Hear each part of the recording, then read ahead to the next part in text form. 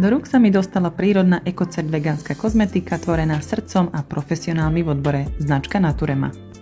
Multifunkčné produkty v minimalistických baleniach na vytvorenie denného, ale aj príležitostného make-upu. Navlhčenou húbkou a štecom nanášam ľahký až stredne krycí rozjasňujúci make-up v odtieni Porcelain Rose a Light Beige. Na nedokonalosti a pigmentové rozdiely použijem ľahký krémový korektor v odtieni Porcelain Rose.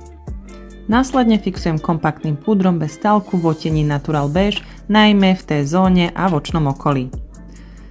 Bronzer Golden Caramel využijem na konturovanie a pri dennom líčení aj na viečka namiesto očných tieňov. V ľahkej magnetickej paletke, čo ja veľmi oceňujem, nájdete 6 teplých a studených ľahko kombinovateľných žiarivých odtieňov s výbornou pigmentáciou.